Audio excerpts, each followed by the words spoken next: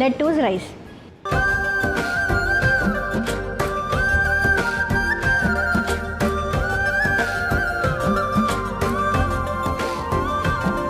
మరి ఇంకెందుకు ఆలస్యం, లెట్యూస్ రైస్ తయారు చేసుకోవడానికి కావాల్సిన పదార్థాలు తెలుసుకుందాం. అన్నం, లెట్యూస్, క్యారెట్ తురుము, ఉల్లిపాయ ముక్కలు, పచ్చిమిర్చి ముక్కలు, అల్లం ముక్కలు, వెల్లుల్లి ముక్కలు, నూనె, సైంధవ లవణం, మిరియాల పొడి, కారం. ఎలా తయారు చేయాలో ఏంటో చూసేద్దాం. మ్యామ్, ఫస్ట్ మనం తయారు చేసే కంటే ముందర అసలు లెట్టూస్ ఎలా ఉంటుందో చూద్దాం. ఓకే, సో మీరు అందరూ చూస్తున్నారు కదా. అవును. సో ఇలా ఉంటుంది అనమాట. ఇప్పుడు చాలా మంది బర్గర్స్లో చూసుంటారు. అవును కదా. మన బర్గర్స్ మనకి అంత ఆరోగ్యకరంగా మంచిది కాకపోయినప్పటికీ దానిలో కొంత సలాడ్స్ తర్వాత ఇలాంటి లీవ్స్ వేయడం వల్ల మనకు దానివల్ల వచ్చేటువంటి దుష్ప్రభావాలను కొంతవరకు తగ్గిస్తుంది. ఓహో. సో అలా మనం కానీ దీని ప్రయోజనాలు మనం ముఖ్యంగా ఎందుకు ఉపయోగిస్తారో ఇప్పుడు చూద్దాం. ఓకే, సో లెట్యూస్ ఇప్పుడు ఏం చేద్దాం, ముందుగా ఏం చేద్దామంటే ఈ లెట్యూస్ని మంచిగా ఈ ఆకులని చక్కగా ముక్కలుగా కట్ చేసుకొని పెట్టుకున్నాం కదా. సో మనం ఇలా దీంతో మనం ఇప్పుడు రైస్ తయారు చేసుకోబోతున్నాం. సో ముందుగా మనం స్టవ్ ఆన్ చేసుకుందాం, ప్యాన్ పెట్టేసుకుందాం. రకరకాల అంటే మనం ఆ ఫ్రైడ్ రైస్లు ఇవి బిర్యానీలు అంటే అలా తినచ్చు, బట్ అలా కంటే కూడా ఇలా ఆరోగ్యాన్ని ఇచ్చే విధంగా కొన్ని ఇంపార్టెంట్ ఇంగ్రీడియంట్స్ కనుక యాడ్ చేసుకుంటే మరింత ఆరోగ్యం మన సొంతం అవుతుంది అనమాట. సో ఇప్పుడు దీంట్లో వేసేసేనా నూనె వేసేయండి. ఈ లెట్టూస్నే మనకి జలకుంబి అండ్ వాటర్ క్యాబేజ్ అని కూడా అంటూ ఉంటారనమాట. అంటే మన క్యాబేజ్ ఆకులు ఎలా అయితే ఉంటాయంటే క్యాబేజ్ మనం తీసుకున్నప్పుడు వస్తుంది చూసారా, దానిలో వాటర్ కంటెంట్ అధికంగా ఉంటే ఎలా ఉంటుందో ఇలా ఉంటుంది అనమాట ఈ లీవ్స్. సో అందుకోసం అని చెప్పి వాటర్ క్యాబేజ్ అంటారు, జలకుంబి అంటారు. అంటే వాటర్ కంటెంట్ అధికంగా ఉండేటువంటి లీవ్స్ అనమాట ఇవి. ఓకే, సో ఇక్కడ మనం నూనె కూడా వేసేసుకున్నాము, నూనె వేడయింది. ఇప్పుడు దీంట్లో ఏ ఇంగ్రీడియంట్స్ యాడ్ చేయమంటారు? ఫస్ట్ మనం ఉల్లిపాయ ముక్కలు వేసేసుకుందాము. ఉల్లిపాయ ముక్కలు వేసుకుందామా? ఓకే, చూసారు కదా ఇక్కడ మనము ఉల్లిపాయ ముక్కలు ఇలా సన్నగా చిన్నగా కట్ చేసుకున్నాం కదా, అవి వేసుకుంటున్నాము. 1 కప్పు ఉల్లిపాయ ముక్కలు. అలాగే ఇందాక మేడం చెప్తున్నారని నేను డిస్టర్బ్ చేయలేదు, నేను ఒక 3 స్పూన్ల నూనె వేసాను. ఆ 3 స్పూన్ల నూనె వేసిన తర్వాత ఉల్లిపాయ ముక్కలు వేసేసాను అనమాట.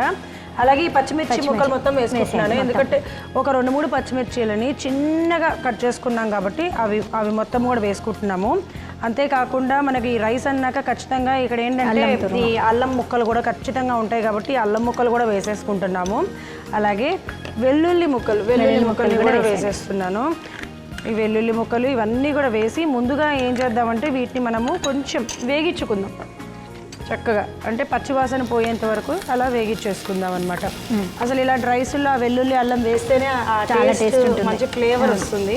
అండ్ ఇంకా మనం సలాడ్ని యూజ్ చేసి మనం రైస్ తయారు చేస్తున్నాం కదా, అంటే ఆకులతోటి మనం తయారు చేసేటువంటి ఈ రైస్లో కొంచెం స్పైసీ కాంబినేషన్ ఉంటే చాలా రుచికరంగా ఉంటుంది. అలానే ఈ మనకు ఆరోగ్యానికి సంబంధించినవన్నీ కూడా బ్యాలెన్స్ అయిపోతాయి అనమాట. ఓకే, సో మామూలుగా ఏంటంటే ఇప్పుడు మనకి ఈ లెట్యూస్ అనేది ఎవరెవరికి ఉపయోగపడుతుంది, మనం ఏ విధంగా ఎవరైనా తీసుకోవచ్చు. ముఖ్యంగా ఇది బీపీని కూడా కంట్రోల్ చేస్తుంది అనమాట. సో శరీరంలో ఉన్నటువంటి అధిక వేడిని తగ్గిస్తుంది అండ్ అధికంగా ఉన్నటువంటి రక్తపోటును కూడా తగ్గిస్తుంది అనమాట. అందుకనే మన రక్తానికి సంబంధించినటువంటి శుద్ధి కార్యక్రమంలో ఈ లెట్యూస్ అనేటువంటిది మనకు చాలా ఉపయుక్తంగా ఉంటుంది. ఇప్పుడు నేను లెట్యూస్ని డైరెక్ట్గా వేసేసేయమంటారా? ఇప్పుడే వద్దు మనం, ఎందుకంటే కొంచెం అది వాటర్ కంటెంట్ ఉంటుంది అనుకున్నాం కదా, మనం ఉడికించేటప్పుడు వేసేసుకో. అయితే ఇప్పుడు ఉడికించేసుకుందాము పక్కన.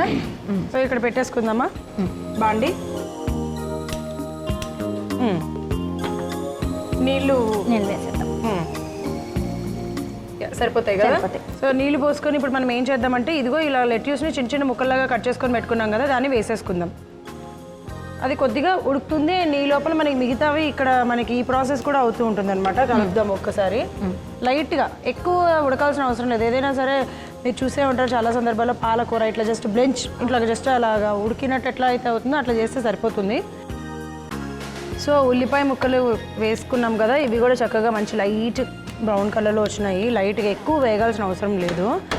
ఓకే, ఇప్పుడు క్యారెట్ కూడా వేసుకుందామా? సో క్యారెట్ కూడా ఇందులో ఉపయోగిస్తున్నాం ఎందుకంటే మనం రక్తానికి ఉపయోగపడుతుందని చెప్పాం కదా, అలానే అధిక వేడిని కూడా తగ్గిస్తుంది అన్నాం కదా. సో అధిక వేడిని తగ్గించడానికి రక్తానికి ఉపయోగపడేటువంటిది క్యారెట్ కూడా ఒక ఇంపార్టెంట్ ఇంగ్రీడియంట్ అన్నమాట ఇంట్లో. అందుకోసం అని చెప్పి మనము క్యారెట్ తురుముని కూడా వేసుకుంటున్నాము. జస్ట్ కొద్దిగా వేగించుకుంటున్నాం. ఇది కూడా ఎక్కువగా వేగించుకోవాల్సిన అవసరం లేదు, లైట్గా అలా వేగించేసుకుందాము. అండ్ అసలు ఈ లెట్యూస్ అనేది ఇంకా అంటే ఎన్ని విధాలుగా ఉపయోగపడుతుంది మ్యామ్? మనం ఎలా అంటే దీన్ని మనం సలాడ్గా యూస్ చేయొచ్చు, ఇలా రైస్ లాగా వాడుకోవచ్చు, అలానే ఈ లీవ్స్ తోటి మనం డికాక్షన్ లాగా చేసుకొని కూడా తాగొచ్చు, అంటే కషాయం టైప్. అండ్ ఇంకొకటి ఏంటంటే ఈ లీవ్స్ యొక్క వచ్చేటువంటి రసాన్ని నార్మల్గానే మనం స్క్వీజ్ చేసి రసం ఉంటుంది సార్, అది మన చెవులలో ఇయర్ డ్రాప్స్ లాగా కూడా వాడుకోవచ్చు. అట్లా కూడా అంటే మనకి లీవ్స్ ని మనం క్రష్ చేసినప్పుడు పసరలాగా వస్తుంది చూసారా, సో దాన్ని మనం చెవులో డ్రాప్స్ అంటే టినిటస్ అంటారు చూసారా, చెవులో ఏదో శబ్దం వస్తున్నట్టుగా అనిపిస్తుంటుంది, సో అలాంటప్పుడు ఇయర్ డ్రాప్స్ లాగా కూడా వాడుతూ ఉంటారు అనమాట. సో ఇది ఏజ్ ఓల్డ్ ప్రాక్టీసెస్ అనమాట. ఇప్పుడు ఈ ఆకుల గురించి ఇప్పుడు మనకి వెస్టర్న్ కంట్రీస్ వాళ్ళు పరిచయం చేసినట్టుగా ఉంది, కానీ దీన్ని యొక్క విలువలు, దీని యొక్క ప్రయోజనాలు, దీని యొక్క చిట్కాలను కూడా మనకి ఆయుర్వేదంలో అప్పట్లోనే వివరించారు. సో ఇక్కడ క్యారెట్ కూడా మనకి కొద్దిగా వేగిపోయింది కదా, ఇప్పుడు దీంట్లో అది సరిపోతుందా? ఇలాగా ఇక పొగలు వస్తున్నాయి, సరిపోతుంది. సో ఇప్పుడు ఇదంతా కూడా దానిలో వేసేద్దాము.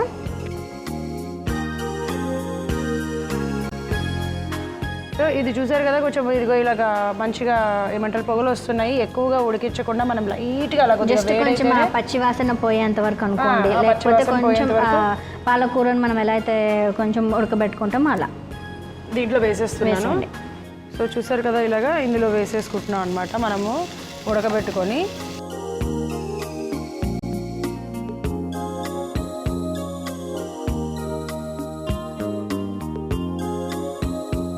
సో ఇప్పుడు దీనిలో మనం తగినంత సైంధవ్లో ఉన్నామో మిరియాల పొడి ఇవన్నీ కూడా వేసేసుకున్నాం, ఒకసారి కలిపేసి. సో ఇదేంటంటే లెట్యూస్ రైస్ తయారు చేస్తున్నామండి మనము. దీంట్లో ఇప్పుడు ఇంగ్రీడియంట్స్ అన్నీ దాని తర్వాత ఒకటి వేసుకుందాం, అంటే మసాలాలు ఇంకా మరింత టేస్ట్ని పెంచేవి.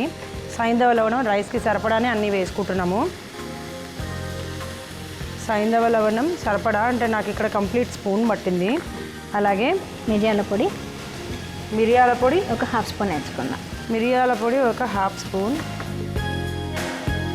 కారం ఒక హాఫ్ స్పూన్ వేసేసుకొని మళ్ళీ మనం ఒకసారి కలిపేసి, అంటే మనకి ఏంటంటే ఆ పచ్చి వాసన పోవాలి. ఆ కారం వేసిన వెంటనే రైస్ వేయకుండా ఒకసారి ఇలాగా కలిపి ఒక 2 నిమిషాలు ఆ పచ్చి వాసన పోతే అప్పుడు టేస్ట్ బాగుంటుంది అనమాట. సో రోజు మనం ఇది చిన్నపిల్లలకు కూడా పెట్టచ్చు, వారానికి 1-2 సార్లు అట్లా వాడుకోవాలి. ఒక కాషన్ ఏంటంటే ఇది విపరీతంగా వాడేసామనుకోండి మళ్ళీ మనకి రక్తం పలచబడే ఛాన్సెస్ ఉంటాయి అన్నమాట. సో ఏదైనా లిమిటెడ్ క్వాంటిటీస్లో మనం తీసుకుంటే అది ఎంతో ఎలాగైనా సరే మనం అన్ని వెరైటీస్ చూపిస్తున్నాం కదా, రోజుకో వెరైటీ చేసుకున్నా సరే, ఎప్పుడు వీక్లో అన్ని అదే తినాలి అనేది ఏమి ఉండదు. సో ఇక్కడ చూసారు కదా మంచిగా కుక్ అయిపోయింది కాబట్టి ఇప్పుడు దీంట్లో మనము రైస్ని వేసేసుకుందాం. ఆల్రెడీ బాస్మతి రైస్ని ముందుగానే కుక్ చేసుకొని పెట్టేసుకున్నాము.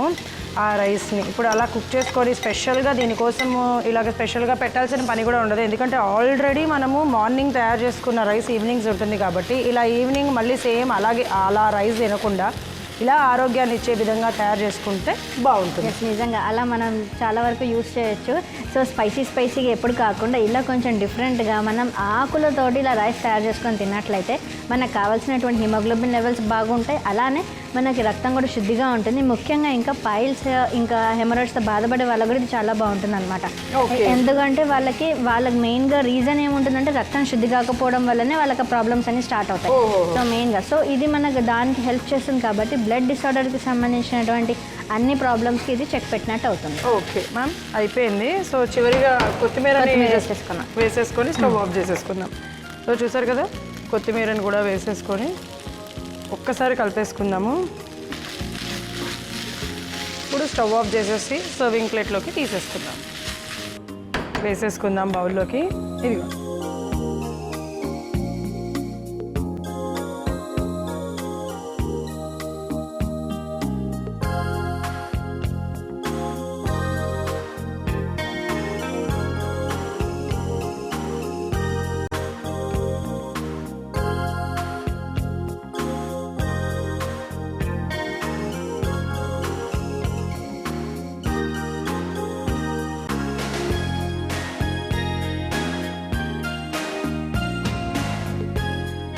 మన శరీరంలో ఉన్నటువంటి రక్తాన్ని శుద్ధి చేస్తూ అలానే అధికంగా ఉన్నటువంటి వేడిని కూడా తగ్గిస్తున్నటువంటి మంచి రెసిపీ లెట్యూస్ రైస్ రెడీగా ఉంది.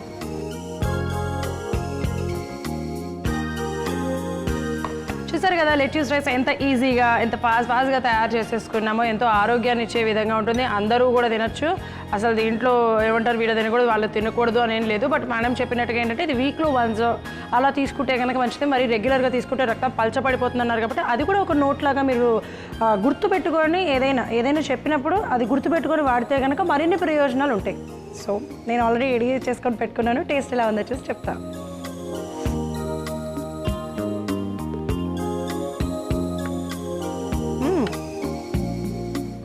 చాలా టేస్టీగా ఉంది. ఏమంటారు చాలా టేస్టీగా ఉంది. అఫ్కోర్స్ దీంట్లో మనం మిరియాల పొడి ఇవన్నీ వేసాం కాబట్టి ఆ టేస్ట్ అనేది మరింత పెరిగింది. ఆ లెట్యూస్ టేస్ట్ కూడా తెలుస్తుంది రైస్కి. అండ్ మీరు కూడా తప్పకుండా ట్రై చేసేయండి. మరి ఇంత ఆరోగ్యాన్ని రుచిని మీ అందరికీ అందించే లెట్యూస్ రైస్ తయారు చేసుకోవడానికి కావాల్సిన పదార్థాలు, తయారు చేసే విధానం మరొకసారి మీకోసం. లెట్యూస్ రైస్ తయారు చేసుకోవడానికి కావాల్సిన పదార్థాలు: అన్నం, లెట్యూస్, క్యారెట్ తురుము, ఉల్లిపాయ ముక్కలు, పచ్చిమిర్చి ముక్కలు, అల్లం ముక్కలు, వెల్లుల్లి ముక్కలు, నూనె, సైంధవ లవణం, మిరియాల పొడి, కారం. లెట్యూస్ రైస్ తయారు చేసుకునే విధానం: ముందుగా స్టవ్ వెలిగించి ప్యాన్ పెట్టుకొని 3 చెంచాల నూనె వేసి వేడి చేసుకోవాలి. నూనె వేడయ్యాక 1 కప్పు ఉల్లిపాయ ముక్కలు, పచ్చిమిర్చి ముక్కలు, అల్లం ముక్కలు, వెల్లుల్లి ముక్కలు వేసి వేగించుకోవాలి. మరో స్టవ్ వెలిగించి ప్యాన్ పెట్టుకొని నీళ్లు పోసి అందులో లెట్యూస్ని వేసి ఉడికించుకోవాలి.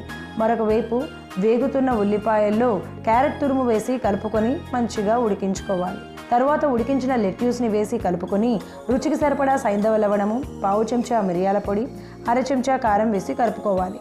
తర్వాత ముందుగా ఉడికించి పెట్టుకున్న అన్నం వేసి కలుపుకొని చివరిగా కొత్తిమీరను కూడా వేసి మరోసారి బాగా కలుపుకొని స్టవ్ ఆఫ్ చేసి సర్వింగ్ బౌల్లోకి తీసుకుంటే రక్తాన్ని శుద్ధి చేసి వ్యాధి నిరోధక శక్తిని పెంచి లెట్యూస్ రైస్ రెడీ.